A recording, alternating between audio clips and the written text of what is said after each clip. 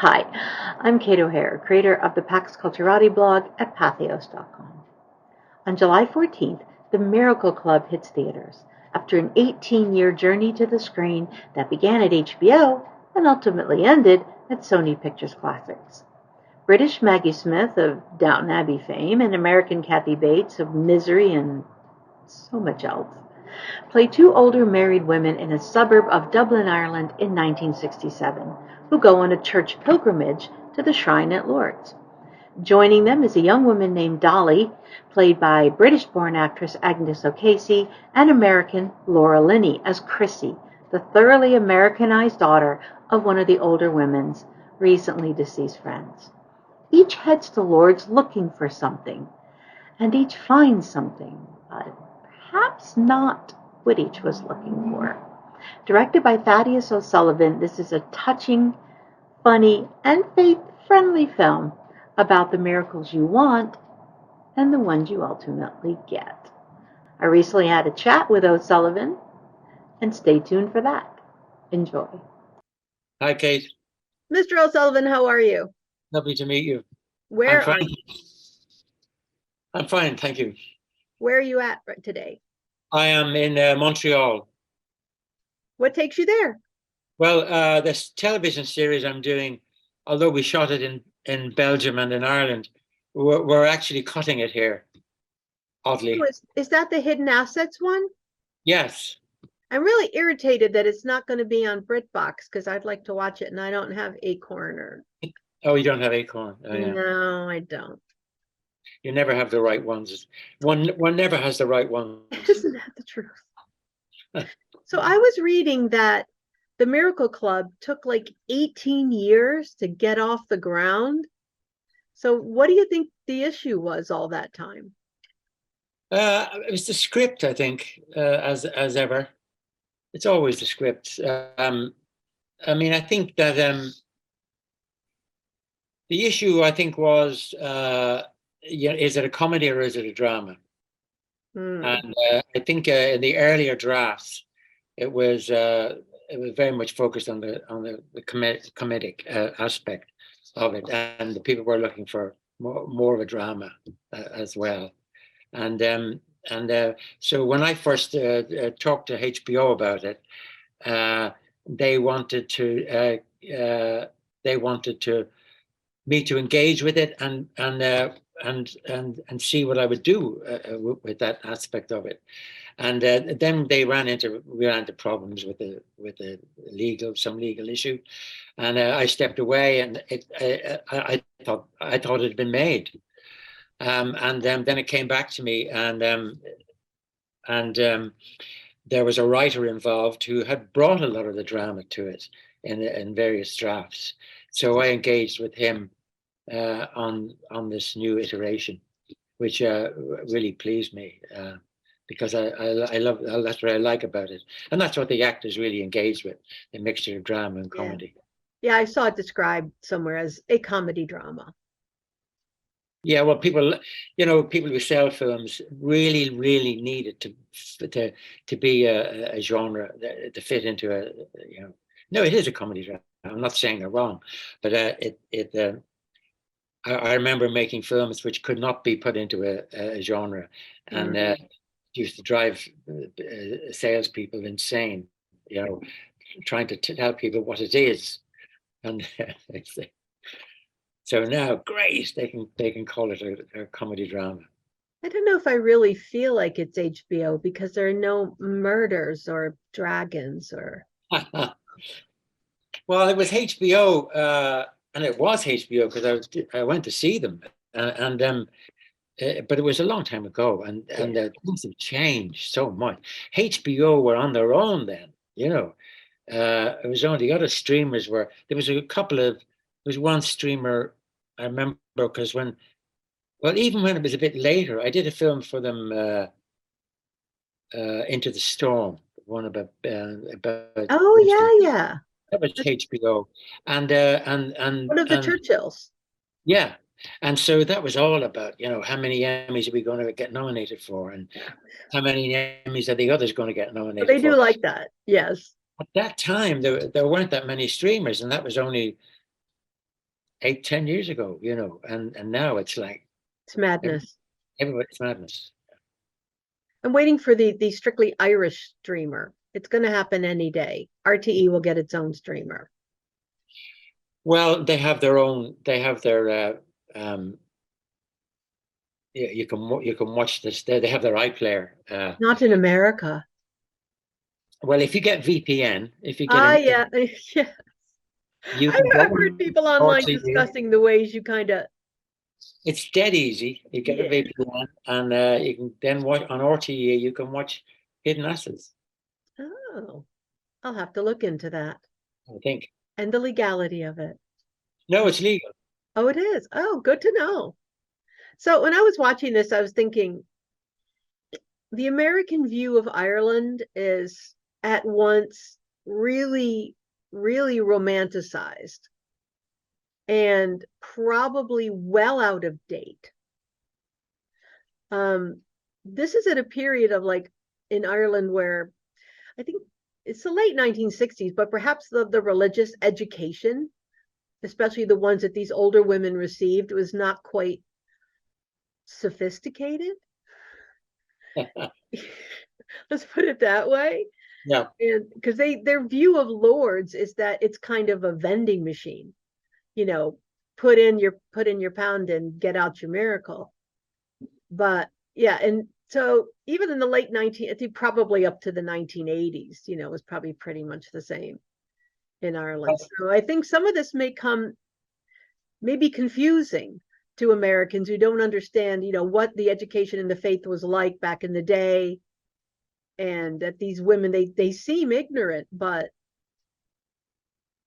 it's sort of what they were taught in those days, especially 30, 40 years earlier when they were young. Yeah, not that our Catholic education here was any better, because it isn't. But. No, there was. I mean, when we grew up I grew up in a very intense Catholic culture, every aspect of our lives, and Lourdes was an important, and pilgrimage was an important feature of our world, and people talked about Lourdes all the time, and they talked about miracles all the time, and there was an assumption on my part that miracles took place there, and when I made the film, I liked the idea that some of them, I don't believe that Eileen really believes it's a miracle that she's going to get when a lump's going to go off her breast. She just doesn't want to deal with. She doesn't want to deal with it. She sits in the bus with the Laura Linney character afterwards, and Laura Linney says to her, "But did you go and see a doctor?" She says, "No, I went to Lourdes. What were they going to see a doctor for?" It's like, and Laura Linney sort of says, "Yeah, okay, but you've got to see a doctor as well." And and she would come over as a bit ignorant, but in a way that she was just playing out the card that she'd been taught, that she'd been dealt. This is the expectation when you go to Lourdes. Maggie Smith, on the other hand, I don't think she believes in miracles. I don't think she believed. She does get a chance to say, "My foot is not going to grow back in Lourdes. For God's sake, that's not what I'm going for." After the kid asks her. And the Agnes O'Casey character, Dolly. The young girl, yeah. Yeah. So the older women are a bit more wised up about things, and she, in a way, this is why the 60s is so important. She, in a way, has one foot in the 50s, and on the other hand, the clothes she wears, she could have been on Carnaby Street in London. Very mod, and with a sensibility that belongs in the 50s, because that's her education. Right. That's the world. So I really like that in her, and I find that the women, on the other hand, have been through so much, and they have their skepticism, I think they have a built-in skepticism. I think for them, it's the faith in the church, which became a big, big issue later on in Irish Catholic life. Faith in the church were separate things for them, I think, to some degree. And I used to watch my mother, and I really believed watching her. She was an absolute faithful Catholic. But there was a skepticism there as well. Because you have to remember, every aspect of our lives was organized through the Catholic the bishop running of institutions. Yeah. And for anybody to get some sense of themselves, had to be able to step back a bit.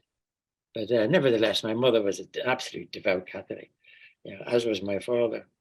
I remember reading that after the famine in the 1840s, when the society, especially in the West, broke down, just completely broke down, that all that was left as an organizing principle was the church. And it filled a lot of gaps, but as time went on, it continued to fill those gaps long past probably when it should have stepped back and started to let go. Yeah. I think, in Ireland, it was the colonial experience historically was what everybody had was dealing with, and there was no room for the church or for anything other than an Anglophone experience.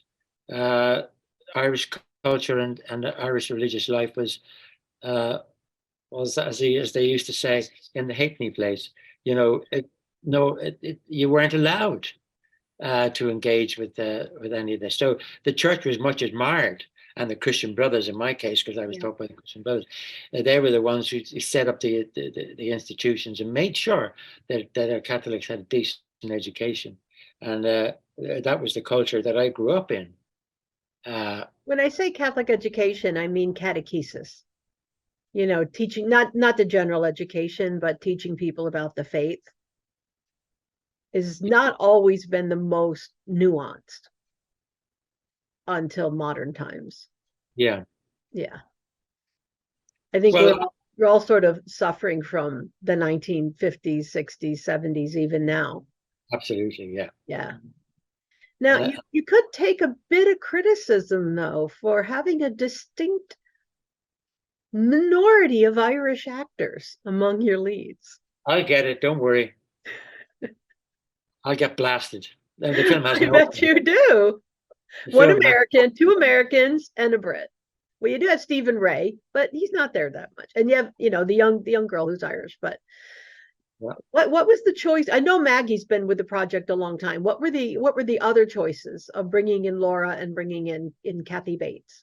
Oh, Kathy Bates was also attached at the same time as Maggie. I see. So she'd been with it a long time too. Yeah, and that was very much Jimmy Smallhorn, the original writer, who lived in New York at the time, and he was the one who got them on board.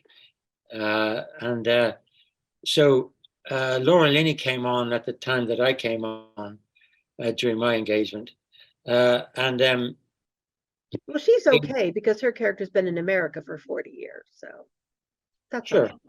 Okay. Which is the reason I didn't give her an accent. Great, thank you. That we could do that. Grateful we could do that. Well, I would say it works.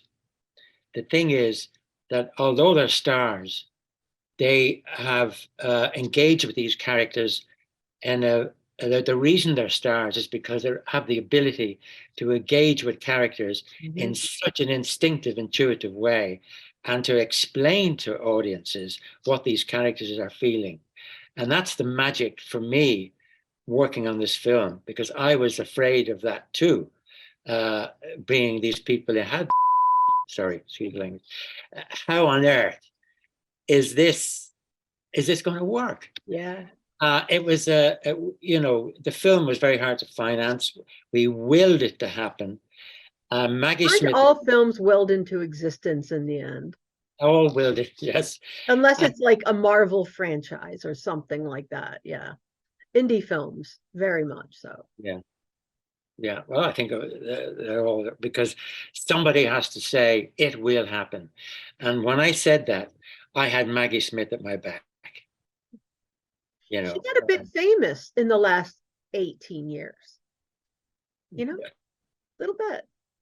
Little Downton Abbey thing happened in the middle. People there. never, well, I think that's Downton, I suppose, to some degree.